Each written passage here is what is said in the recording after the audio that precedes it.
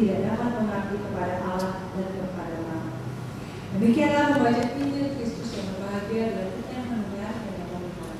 Haleluya.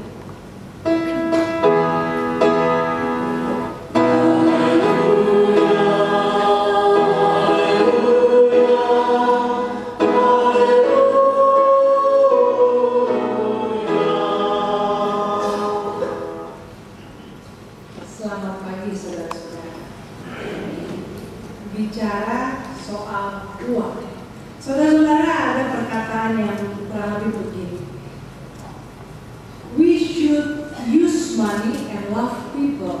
Seharusnya kita menggunakan uang dan mengasihi orang. Yang membuat dunia saat ini kacau dan banyak masalah dan banyak keributan adalah kita use people and love money. Kita menggunakan orang, kita memanipulasi orang, dan kita mencintai uang. Dan saudara-saudara, ini bukan masalah zaman sekarang. Dari zaman dulu, manusia lebih senang, lebih sayang dengan hartanya daripada sesamanya. Walaupun tidak semua manusia begitu, tapi ini sudah menjadi fenomena dari dulu. Jangan-jangan mungkin dari zaman orang masih barter, belum kenal uang, orang lebih suka sama, lebih sayang sama jagungnya, sama tepung terigunya daripada sama-samanya manusia. Walaupun saudara berbeda dengan uang, dengan tepung terigu, itu bisa basi. Jadi sesayang-sayangnya tetap akan dibagikan kalau sudah kebanyakan. Tapi ketika uang itu bisa disimpan, bisa diinvestasi, bisa dilipat gandakan, ini yang bikin orang seringkali lebih sayang sama uang daripada sama orang, apalagi sama Tuhan. Saudara-saudara, Nabi Amos adalah nabi yang memberikan hidupnya untuk menegur umat Israel, mengajar mereka supaya mereka bertobat ke jalan yang benar, khususnya bicara soal keadilan sosial. Secara khusus bicara bagaimana umat Israel menggunakan uang. Dalam Amos pasal 8 yang tadi kita baca, bagian pertama, pembacaan pertama kita, Amos berkata, ya kalian memang beribadah, tapi pada saat ibadah kalian pikir kapan ya bisa mulai bisnis lagi. Pada hari Sabat kalian memang tutup toko, ke pasar, tapi kalian tidak sabar menunggu minggu yang baru supaya hari Sabat selesai dan supaya bisa cepat-cepat bikin cari duit lagi. Saudara-saudara, ini kadang-kadang juga terjadi di antara kita. Kita secara fisik ada di gedung gereja, tapi pikiran kita lagi hitung, ya, hitung duit, hitung utang, hitung segala macam hal-hal duniawi. Dan saudara-saudara, kadang-kadang bahkan bukan saja kita beribadah dalam pikiran kita mikirin bisnis, tapi kita beribadah demi bisnis kita lebih maju. Kita berdoa puasa supaya Tuhan memberikan berkah, meloloskan keadaan. Kita ngasih persembahan dengan harapan, ya seperti firman Tuhan katakan yang ada ayatnya, Tuhan akan mengembalikan berpuluh-puluh bahkan beratus kali lipat. Saudara, mungkin kita juga pergi ke gereja bukan saudara untuk bersekutu dengan saudara seiman, tapi juga untuk membangun jaringan networking, bisnis, dan sebagainya. Oleh karena itu ada yang mengatakan bahwa sekularisasi yang dihadapi gereja saat ini, terutama di negara-negara seperti di Indonesia, bukannya sekularisasi itu bukannya dunia menganggap gereja agama tidak lagi perlu, tapi sekularisasi yang terjadi di Indonesia adalah ketika dunia dengan agenda dan nilai-nilainya merasuk dan menguasai kehidupan beragama dan bergereja. Ketika orang datang beragama, beribadah, bergereja, itu penuh dengan agenda pribadi. Itu sekularisasi. Dan ini yang harus kritik, kecam umat Israel. Ya, kamu memang beribadah, tapi kamu berpikir kapan bulan baru berlalu supaya kita boleh menjual gandum. Dan saudara, bahkan bukan cuma sekedar ketika ibadah mereka mikirin bisnis, ya mikirin toko, mikirin warung, mikirin pasar. Dikatakan juga kamu bahkan juga berbisnis dengan cara yang curang. Engkau mempermainkan timbangan. Bila dijualnya 1 kilo padahal sebetulnya cuma 900 gram supaya dapat duit lebih banyak lagi. Engkau berbisnis dengan cara yang curang dengan memuliakan Tuhan. Dan bahkan bukan cuma sekedar beribadah mikirin duit, cari duit dengan cara curang, tapi engkau juga menggunakan uangmu untuk menindas sesamamu. Ketika engkau membeli orang lemah karena uang dan orang miskin karena sepasang kasut, saudara-saudara, apa maksudnya? Kemungkinan besar ketika orang punya uang, dia punya bargaining power, posisi tawar yang lebih tinggi. Sehingga ketika ada orang yang lemah, orang yang miskin, orang yang butuh bantuan, yang apa boleh buat, ya, ketika dia mungkin tidak ada pekerjaan, ya udah kamu kerja dibayar setengahnya, udah bagus kerja, ya daripada nggak makan, lumayan kan. Dan sebenarnya seringkali terjadi sampai bukan hanya di masa Amos, tapi juga di zaman sekarang. Seringkali ketika pengusaha, orang yang lebih punya pekerjaan, punya usaha, punya posisi tawar lebih tinggi, memanfaatkan kemiskinan sesamanya untuk mendapat tenaga kerja murah. Ya udah kamu daripada nggak kerja, ya udah terima aja kerjaan segini, jadi segini terima aja. Kalau kamu mau masih banyak yang mau ya, jadi terserah kamu mau apa enggak. Daripada kamu ada duit nggak makan, udah terima aja. Dan kadang-kadang orang-orang yang miskin terpaksa menerima pekerjaan itu memang benar, karena daripada nggak ada uang sama sekali. Tapi kalau uang yang didapat cukup untuk transport dari rumah ke tempat kerja, cukup untuk uang sekolah anak, cukup untuk biaya berobat, cukup untuk makan, kadang-kadang enggak. Akhirnya mereka harus utang sama punya warung, atau anaknya terpaksa tidak disekolahkan dan sebagainya. Apa yang terjadi saudara-saudara? Orang miskin mensubsidi orang kaya. Karena orang kaya punya posisi tawar yang lebih tinggi, orang miskin ya udah daripada nggak ada kerjaan lebih susah lagi. Tapi sebetulnya yang terjadi orang miskin yang punya warung yang diutangin sama tetangganya, ini lagi mensubsidi orang kaya yang seharusnya ketika memberi pekerjaan juga memikirkan bagaimana menyejahterakan karyawan dan pekerjaan. Sesuatu ini dikritik oleh Amos. Ketika manusia lebih mencintai uang daripada Tuhan, lebih mencintai uang daripada keadilan, lebih mencintai uang daripada sesamanya manusia. Dan kadang-kadang sesamanya manusia ini bukan orang yang jauh, bukan karyawan, bukan orang asing, tetapi bahkan keluarganya sendiri, bahkan saudaranya, bahkan anaknya, bahkan pasangannya, bahkan orang tuanya. Kadang-kadang manusia lebih mencintai uang daripada manusia lain. Dan dalam terang tema seperti ini, sebenarnya kita mau melihat Injil Lukas. Injil Lukas pasal 16 yang tadi kita baca, ini adalah Injil yang paling susah ditafsir. Jadi saudara-saudara perlu konsentrasi supaya nggak pulang-pulang bingung. Ya. Kalau saudara bingungnya bareng saya aja ya. Jadi bingungnya sama-sama saya bingungnya. Jadi jangan bingung sendiri atau bingung yang lain. Sebenarnya Lukas pasal 16 bicara tentang bendahara yang tidak jujur, tapi ini kok malah jadi contoh.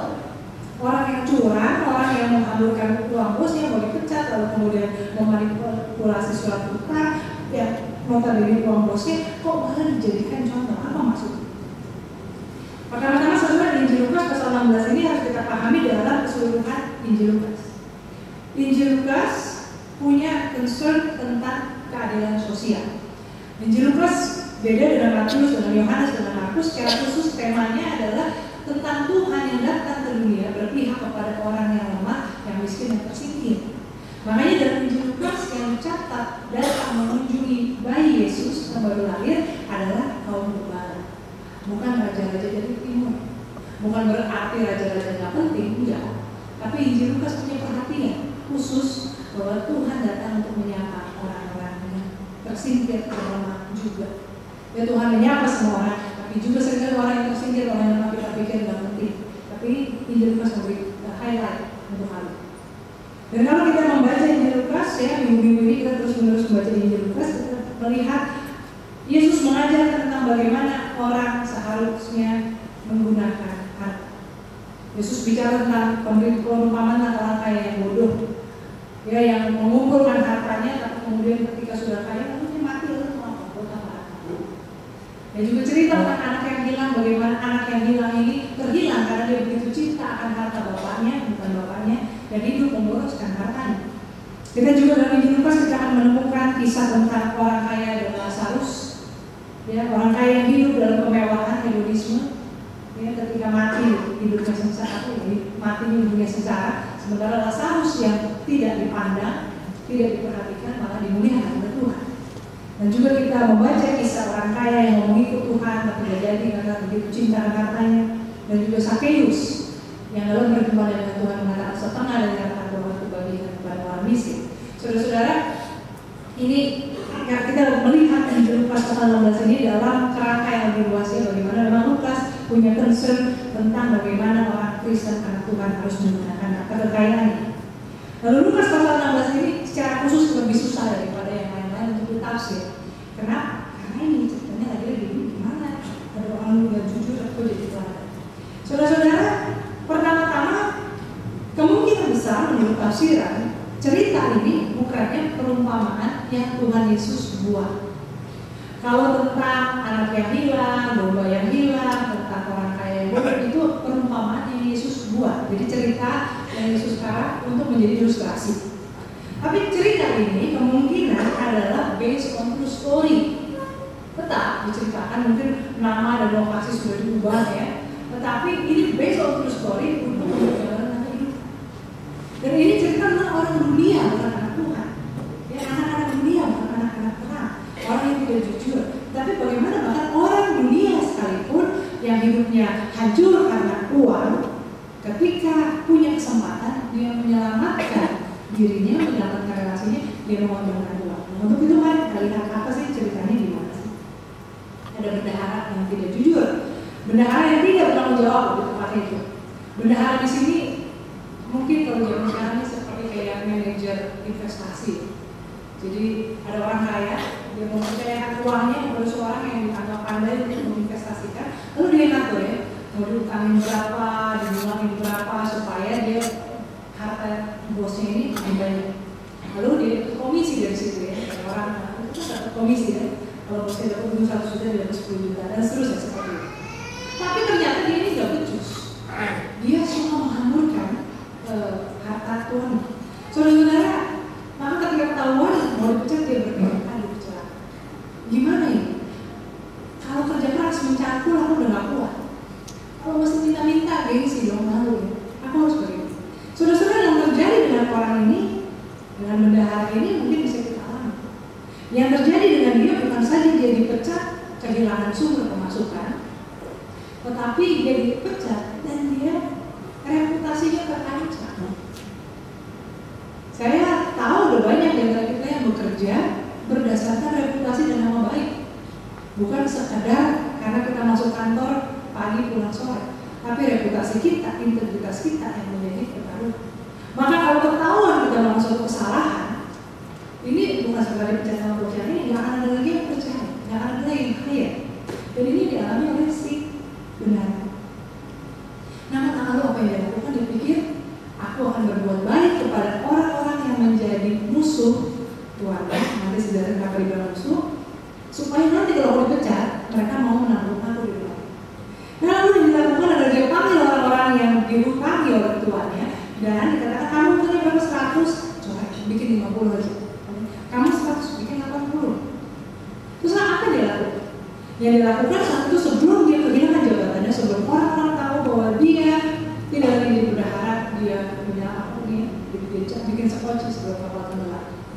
Dan yang dia lakukan, memang ini kurang ajar, ini kan uang bosnya ya yang dia mainkan. Tapi juga perlu dipahami begini. Zaman itu, pada konteks itu, ketika orang berhutang, beda sama kita sekarang.